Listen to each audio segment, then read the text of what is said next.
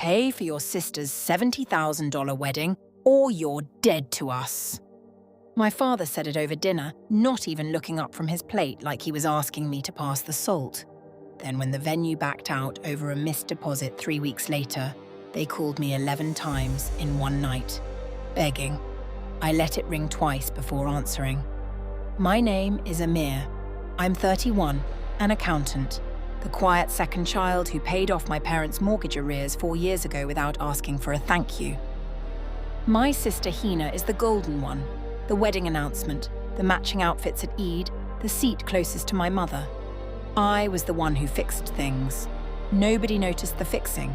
They only noticed when things broke. For years I told myself that was fine, that love doesn't need to be loud to be real. But love in that house was a ledger, and I was always the one paying into an account I never got to draw from. The small cuts came first. My father introducing me at gatherings as the one who's good with numbers, never by name.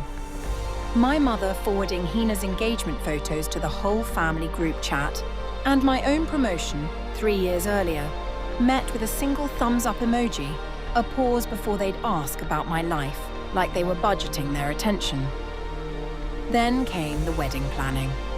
I watched the group chat swell with vendor quotes, watched my parents co-sign contracts they couldn't cover, watched Hina forward me a just FYI spreadsheet that was really an invoice with my name already penciled in, under family contribution. Nobody had asked me. They'd assumed. That night at dinner, the assumption became a threat. I sat there, fork in hand, and felt something settle in me. Not rage, something colder and clearer. I said nothing. I finished my food. I said goodnight. The turning point wasn't the threat itself. It was watching my mother's face when I calmly said, "Let me think about it," and seeing her flinch, because for the first time my answer wasn't already yes. I didn't yell. I didn't cut them off dramatically or post some cryptic status online. I opened my laptop. I am, after all, good with numbers. I pulled up every contract I'd quietly co-signed over the years. The mortgage refinance, 2 personal loans I'd guaranteed for my father's shop, the credit line I'd helped my mother open when her card was declined at a pharmacy. All of it built on my signature, my credit, my trust. All of it, technically, revocable or renegotiable with proper notice. And I knew exactly which threads to pull and in what order, so nothing collapsed on me. I called my bank. I called the shop's supplier. I sent 3 emails, each one polite, each one final. I didn't touch the wedding fund. I simply stopped being the invisible collateral holding up everything else in their lives. 2 weeks later, my father's shop lease renewal needed a guarantor signature. Mine. I let the deadline pass by 4 days before responding, long enough for the panic to set in, not long enough to actually cost him the lease. When my mother called, her voice was different, smaller. "Amir Beta, what's going on with the shop paperwork?" I said calmly. "I've been thinking about what you said, about being dead to you."